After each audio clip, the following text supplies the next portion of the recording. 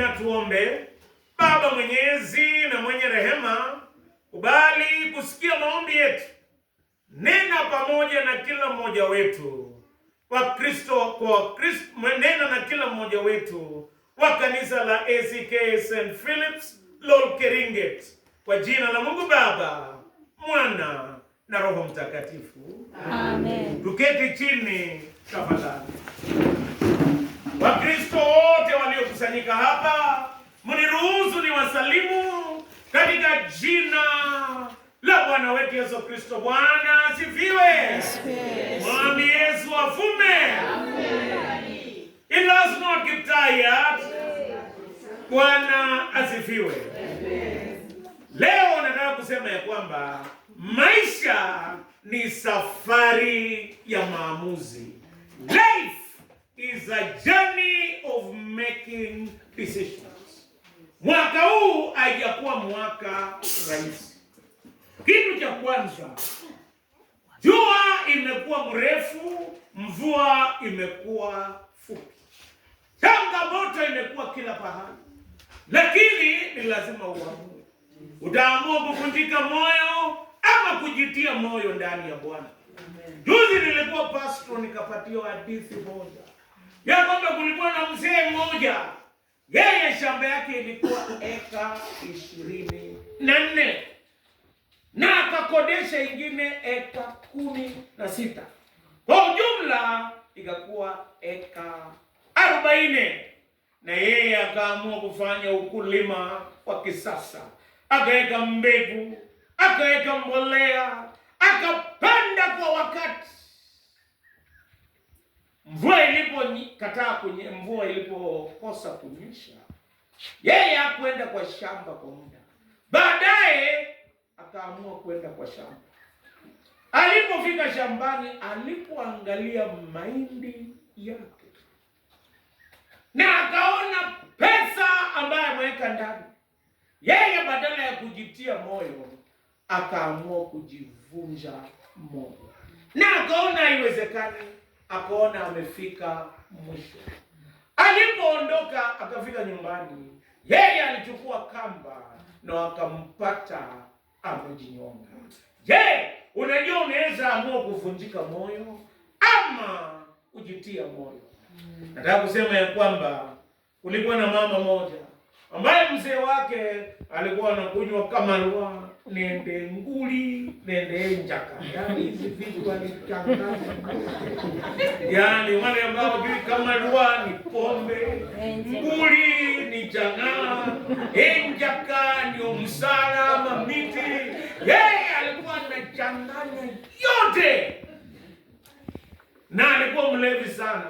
Mpaka mama akaamua akasema, nyimbo na tuziimbe tena za alivyotupenda mbele, kwa damu ya thamani sana mbinguni. Lakini kwa dunia hii tuonane, dunia hii hatuonani tena.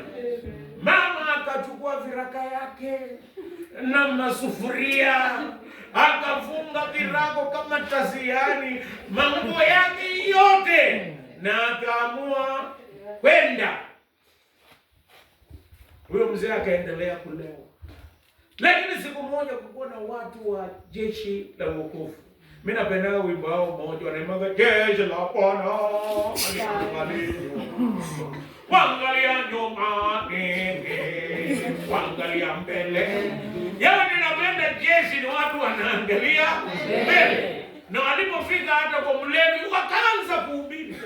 Na huyu jamaa pombe ilikuwa imeanza kuishaisha kwa kichwa. Akafuata hawa kama mlevi, ulevi ikazidi kuisha. Mwishowe akaamua kumpatiana maisha yake kwa Yesu. Akaamua ulevi kuisha, mimi naamua kufuata Yesu. Na akaokolewa. Na alipookolewa akaendelea kukuwa mshiriki mwaminifu wa kanisa. Mpaka wakaangalia wakaona alikuwa ni form 4, wakasema afadhali aende college. Lakini shida kwa jeshi, hata Hata upande hii ya Western, afadhali ukose shamba, afadhali ukose pesa, lakini hata bila umuhasiani hakukuwa na bibi, makosa kabisa. Wakasema ni afadhali huyu mtu aoe ndio aende asomee kwa ubadi. Na unajua kumbe wa mama wakitoka kwa boma hawaendani, bado network ina. Hata akienda miaka 20 bado network inakamata hapo. Yeye akasikia wanataka huyo bwana yake aoe. Na hata mama wengine ni chonjo wakaanza kutafutia bibi. Mama wanajua hiyo maneno wasee wewe. Wakatafutia mpaka wakapata mmoja, hata mwenye alikuwa mlevi anaweza kubarikiwa. Hata wakapata mmoja wakaletea yeye. Walipomletea huyo mama akarudi miaka 20. Kumbe alipoenda akapata mlevi mwingine. Na wakaendelea na ulevi. Akatamani kurudi mapengo, sasa alipigwa huko. Akatamani kurudi lakini hakuna nafasi. Huyo mzee na huyo mama walifanya maamuzi. Nikimalizia, kulikuwa na watu 4 wenye ukoma. Ukoma ni ugonjwa hatari sana. Ilikuwa inakula, tena inakula polepole, usikii uchungu. Inakula mkono mpaka unaona mtu hana mkono tena. Kitu cha pili, kitambo kwa Agano la Kale, mtu wa ukoma ni mtu angetengwa na jamii, walikuwa wanakaa pamoja. Hata wakati huu ni kama dhambi, mtu akiendelea kutenda dhambi wanaishi kwa mji wa ukoma. Yaani wenyewe wanajitenga. Pia wakati mwingine jamii imewatenga. Na wakati mwingine watu wanaitwa majina mbaya kwa sababu wamedharauliwa, wanawekwa kando. Lakini siku moja hao watu, hata kama uko kwa mji wa ukoma, hata kama kuna dhambi inakusumbua, unaweza siku moja kufanya maamuzi. Wakasema majeshi ya Syria wa Shamu wamevamia Damascus, headquarters ya Northern Kingdom. Wakasema tukienda kule kwa mji tutakufa, tukikaa hapa tutakufa. Wakati mwingine ukiamua kutofanya chochote umeamua. Wakati mwingi watu wanavunjika moyo kwa sababu wameamua ibakie vile ilivyo. Wengine wanasema hupo kuche, yani twende tu na vile iko. Na wameamua kupakia hivyo ilivyokuwa mwanzo, ilivyo sasa, hata milele. Lakini hao wakasema hapana, sisi hatuendi huko, wacha twende kwa Washamu. Tukiuawa sawa, tukipona sawa. They took the risk. Nataka niseme saa zingine unaweza amua ku take the risk. Hata ukulima is taking a risk by faith. Kwa neema ya Mungu wakatembea. Watu wenye ukoma wakatembea, miguu yao haina nguvu, lakini kumbe Mungu akatumia miguu yao. Vile walitembea na malaika wakageuza ikakuwa sauti kubwa. Watu wa Washamu wakafikiri ni ya kwamba majeshi wengi wanakuja. Wakasema saa zingine wameita watu wa Misri ama wengine. Wakatoroka, wakaacha vitu vyao, hata hawakukuwa na nafasi. Hao watu walipofika huko, kitu cha kwanza wakaamua kukula kushiba. Wakakula wakashiba. Kitu cha pili wakaenda kujiwekea akiba. Unajua watu wengine wanakula na kumaliza. Kwanza mwaka huu baada ya hii mahindi, kitu cha kwanza kula ushibe kabla hujanunua mandazi na nini, kula busuma. Kitu cha pili weka akiba. Na ya tatu wakaenda ita wengine, wakaambia kujeni, na bei ya chakula ikashuka. Na Mungu akaleta baraka kwa sababu ya watu 4 waliamua. Leo somo la kwanza tulisomewa inatoka katika kitabu cha Kumbukumbu la Torati, Deuteronomy chapter 30. Nataka niwaambie iko na speeches 5, hotuba 5 ya Musa kabla hajaondoka kwenda mbinguni, kabla hajaacha uongozi. Yeye aliambiwa Kanaani utaona lakini hautaenda. Lakini yeye akawatolea hotuba. na alipotolea hotuba akawaambia wachague. Maisha iko na njia panda. Ningependa kusema Kumbukumbu la Torati 28 na 29 inaongea kuhusu baraka na laana.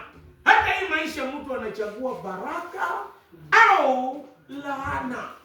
Uamuzi ni wako. Unachagua baraka ama laana. Nataka kusema ya kwamba sisi ni vizuri tujue tunafanya uchaguzi gani. Leo nataka kuhubiri kichwa changu cha mahubiri, chagua uzima na kumrudia Mungu. Kuna mambo mengi unaweza amua, lakini nataka nikwambie mpendwa, chagua uzima na chagua kumrudia Mungu. Musa alihutubia wana wa Israeli katika nchi tambarare ya Moabu, nchi ya Kanaani ikionekana kule, na yeye akawaambia mchague Mungu na mchague utii na mchague uzima. Leo nataka kusema ya kwamba sisi tutachaguaje Mungu na tutachaguaje kumrudia Mungu. Kitu cha kwanza, chagua kumrudia Mungu kwa moyo wako wote. Chagua kumrudia Bwana kwa moyo wako wote. Nataka kusema Mungu hawezi rejea na kubariki watu wake kama wajatubu. Kitu cha kwanza, chagua kumrejea Bwana. Kulikuwa na kijana mmoja, Biblia inamuita kijana mwana mpotevu. Aliamua kutapanya mali yake na akaenda kwa nchi ya mbali, akakula vitu vyake kwa starehe na anasa. Lakini siku moja alikosa kazi, mpaka akaandikwa kazi ya kuchunga nguruwe. Na ndiye nikwambia, kama hiyo kazi inachukiwa sana na Wayahudi na Waarabu, ni kazi ya kuchunga nguruwe. Wangapi kati yenu wanakulanga nyama ya nguruwe? Beba mkono juu nione. Wanasema endai safi, lakini padri aonji nguruwe. Ni kategori moja, mimi sionji. Lakini alipokuwa akikula nguruwe, tunaweza kula nguruwe, lakini wangapi wanaweza kula chakula ya nguruwe? Huyu kijana alitamani, alikuwa na njaa kwa sababu alienda mbali na baba yake.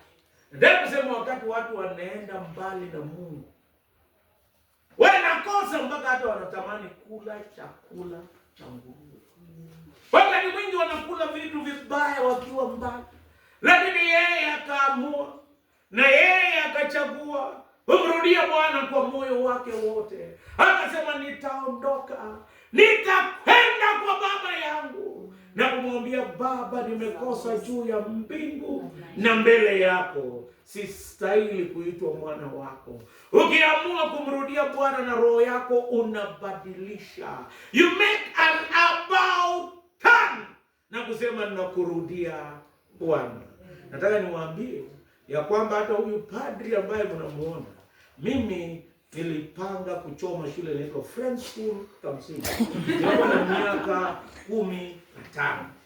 Barua yangu ya suspension iliandikwa, conspiring to burn the school is not a laughing matter. Your son is callous and evil-minded, who is not supposed to be mixed with the right-thinking Kenyans. A safe place for him is in a prison cage. Yani nilikuwa kama baiskeli beyond repair, haina frame, haina flare. Yani nilikuwa mtu kwisha kabisa. Nilikuwa nimepotea, nilikuwa nakunywa nguli, hata ufusara, nilifanya mambo haya yote, lakini nikachagua kumrudia Bwana na moyo wangu wote. Nilikutana na mtu mmoja hapa Kitale, tulikuwa tunakula na hiyo vitu, akaniambia, usijali mchungaji, leo nimeipa 25. Ukitaka tutakunywa ya duka ama twara ilikuwa ni ile changama.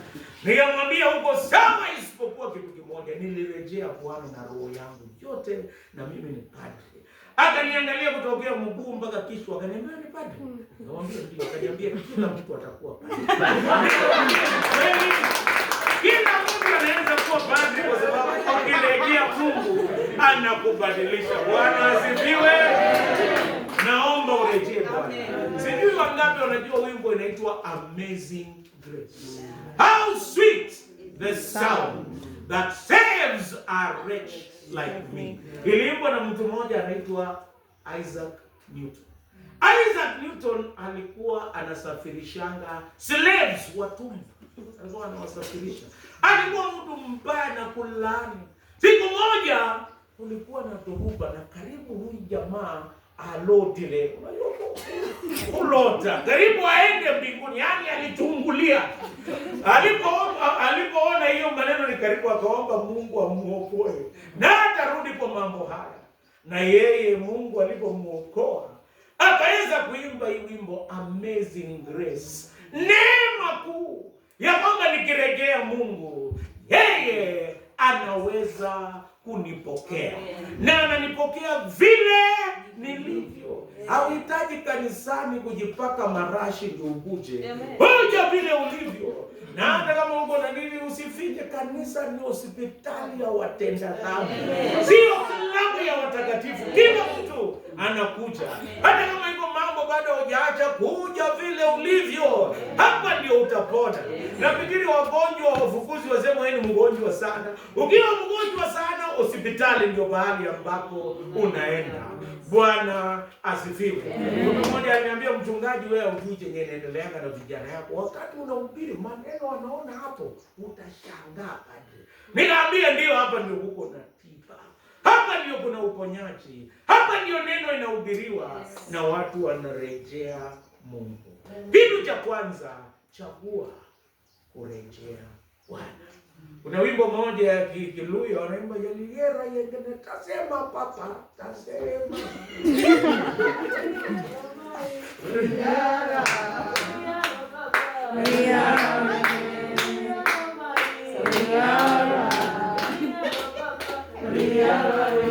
Yaani tasema wewe mwenyewe, chagua kurudia Bwana. Jambo la pili, tumaini kwa urejesho wa Bwana. Weka matumaini ya kwamba Mungu atarejesha watu wake. Hata hii kanisa ninajua Mungu ataturejesha. Amen. Na hata nimeshaona ameturejesha. Amen. Ninaona tuko wengi. Tena kitu ya maana tuko na furaha. Amen. Kanisa sio pahali ya kuja kwa mzigo, ni kukuja kutoa mzigo. Amen. Na kuacha miguuni pa Yesu. Usibebe mambo mingi. Na leo ukirudi umewacha kwa miguuni pa Yesu. Usibebe mambo mengi. Kenya hii iko mambo mengi watu wanabeba. Ndio nikwambia, kuna wengine wanabeba jirani. Na hata si jirani, anaita jirani. Anabeba jirani. Anabeba jirani kwa sababu alitupa uchafu. Kulikuwa na mama mmoja ambaye alikuwa mweusi na alikaa kwa ploti ya wazungu. Yaani alikuwa amebarikiwa. Kulikuwa na mama mmoja alimchukia sana. Alikuwa anachukua chenga. Unajua chenga? Chenga ni nini? Si hiyo chenga ya mtu. Yaani chenga yenye imebakia kutoka kwa mtu baada ya kula. Alikuwa alichukua hiyo na alikuwa anatupa. Siwezi sema unajua kale ndio mambo yanasema. Lakini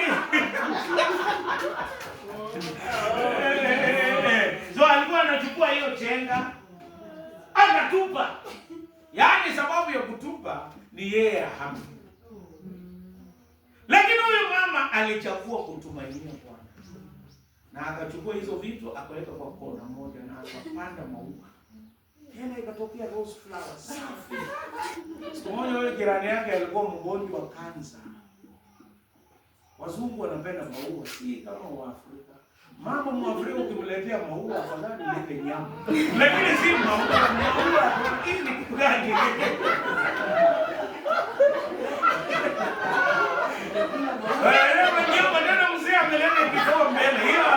Watoto kule.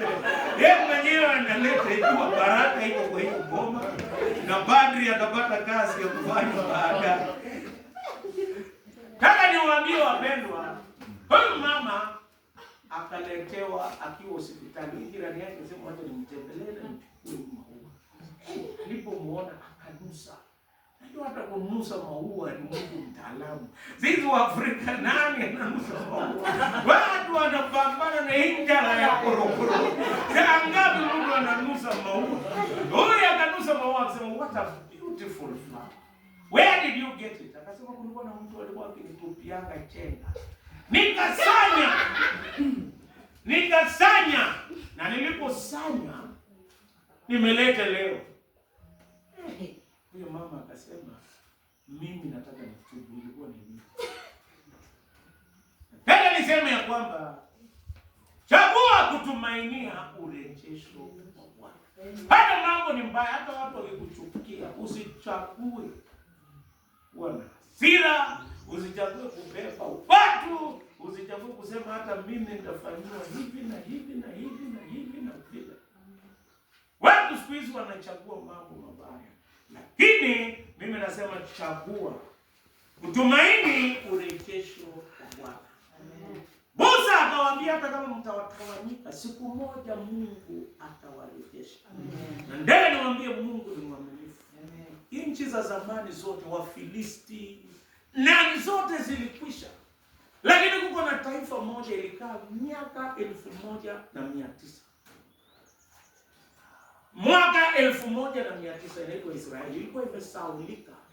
Bali pake palikuwa pamechukuliwa na watu wengine. Hata watu wakasahau Mungu mwenye aliahidi atawarejesha. Mpaka 1948. Kutokea 586 BC. Walirudi kidogo 538. Baadaye 80 AD Warumi wakaangamiza Yerusalemu. Na wakatawanya kila kitu. Na wana wa Israeli wakaenda kila pahali. Mtu anaitwa Hitler akaua watu milioni 6. Lakini walitumainia urejesho wa Bwana. Nataka niwaambie kwamba 1948 taifa ambayo ilikuwa imepotea miaka 2000 Mungu akairejesha. Hata wewe chenye umepoteza, tumaini atakurejeshea katika jina la Yesu Kristo. Kuna wengine wamepoteza furaha. Wengine wamepoteza amani. Hata wengine wamepoteza matumaini. Nataka niwaambie Mungu anaweza kurejesha katika jina la Yesu Kristo. Hata katika ndoa wengine wamevunjika moyo. Wanaishi tu kwa sababu ya watoto pekee yao. Hii nataka kusema wacha Mungu arejeshe upendo. Arejeshe amani. Na inawezekana katika jina la Yesu Kristo. Kulikuwa na mtu mmoja miaka 38. Yeye alikaa pale kwa kidimbwi cha maji. Na malaika alipokuja kukoroga. Ama vile hadithi ilikuwa inasema yeye alipoingia mwingine aliingia mbele. Kila wakati alikuwa na malalamiko. Unajua wakati mwingine ukiangalia baraka ya mtu unaweza lalamika. Ukiangalia vile mtu anaendelea unaweza lalamika. Na wakati mwingine wanasema kuna mama mmoja alikuwa akicomplain sana. Yeye aliona gari ile nyingine ya rafiki ya bwana yake. Huyo rafiki ya bwana yake alikuwa anazunguka hivi, anafungulia mlango. Bibi anatoka. Yeye alikuwa na uchungu sana na alikuwa analalamika, anasema huyu anafunguliwanga mlango, mbona mimi sifunguliwi mlango? Kila siku akalalamika. Mpaka siku moja akagundua hiyo mlango hiyo gari ni mbaya. Lazima ifunguliwe kutokea. Lazima ifunguliwe kutokea nje. Nataka kusema wakati mwingine unalalamika, lakini tumaini Mungu atakurejesha. Jambo la tatu, chagua kutii neno la Mungu. Tii ndio upate baraka. Nataka kusema ya kwamba kila mwezi ukipata fungu la 10 toa, utaona baraka bila kushurutishwa, bila kuambiwa panda mbegu. Toa sadaka, toa na hautakosa baraka. Nataka kusema tii neno la Mungu. amekuambia fanya jambo T. Kulikuwa na mtu anaitwa William Wilberforce. Yeye alikuwa Mkristo, alipookoka akapata wito wa kupigana na utumwa unaitwa slavery. Yeye alikuwa na upingamizi, watu walimvamia, wakamshambulia, lakini alitii neno la Mungu. Nataka kusema saa hii kuko na lot of peer pressure. For young people there is a lot of peer pressure. Especially ukiangalia hii inaitwa nini? Facebook, TikTok. Kuna wasichana wamegundua siku hizi ya kwamba pesa rahisi wanapata ni kujionesha vile walivyo. Na hata wanafanya vituko zaidi. Na yeye anatafuta tu views. Anasema kutokea nijioneshe hivyo. Nikifanya maneno ambayo yasemwe, kama sikusema ya chenga hii nyingine, sitasema kabisa. Ninaomba Bwana anirehemu. Mungu anisaidie. Tena wanafanya maneno ya ujoai ona na wanaonesha live. Wewe angalia, hataki kujua kama baba yake, sijui kama baba yake aliona hii maneno na mama yake, na akasema wanalipwa pesa kufanya maneno ambayo haijawahi semeka. Wanatii fedha. Wengine wanatii hasira, lakini kuna baraka ukitii neno la Mungu. Wilberforce mwishowe alifaulu na slavery ikaangamizwa. Ni kwa sababu ya mtu mwenye alitii neno la Mungu. Hata kwako unaweza leta mabadiliko ukitii neno la Mungu. Kuna wimbo tulikuwa tukiimba kitambo, trust and obey. There is no other way to be happy in Jesus. Jambo la mwisho, chagua baraka na uzima. Chagua baraka na uzima. Kuna wengine walichagua hofu. Walituma spies 12 waende Kanaani. Joshua na Caleb wakachagua baraka na uzima. Wakasema ya kwamba licha ya kwamba kuko na vikwazo na giants, majitu, sisi tunachagua uzima na baraka. Baraka haipatikani bure, ni lazima ufanye sehemu yako na uachie Mungu afanye sehemu yake. Naomba katika jina la Yesu Kristo uchague baraka na uzima. Joshua na Caleb, hawa ndio walirithi ufalme wa Mungu. Na hata Caleb akaishi mpaka 84 years, akasema bado mimi nachagua. Hata kwa hii mwaka wengine wangefikiri ameenda retire, akasema mimi nachagua baraka na uzima.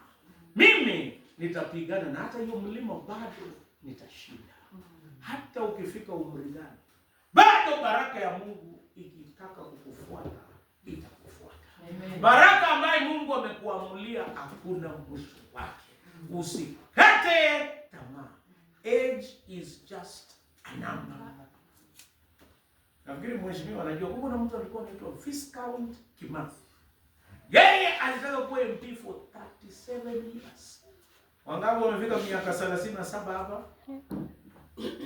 Waje niulize wangapi wamepita miaka 37? Mimi mmoja wao. Wangapi wamepita 37? Ninaona kwa hii kanisa ni 1 2 3 4 5 6 7. Wengine hakuna chenye mtasema. Hamuelewi hii maneno.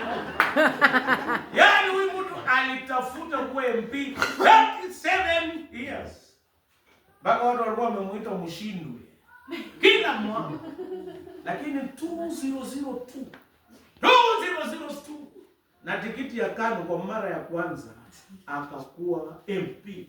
Hata hii badala ya kuongea kwa bunge alilia 37 years.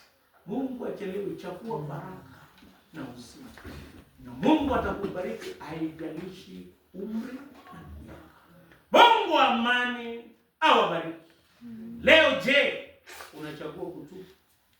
Kitu cha pili, je, unachagua kurejeshwa na Mungu? Kitu cha tatu, nataka kusema je, jambo la kwanza nimesema je, unachagua kumrudia Mungu na moyo wako wote? Kitu cha pili, je, unatumaini kurejeshwa na Bwana? Je, unatumaini kutii neno la Mungu? Na je, utachagua baraka na kutii? Uamuzi ni wako. Ningependa kuomba. Kama unachagua moja kati ya hizo, simama pale ambapo uko, nitakuweka mbele za Bwana kwa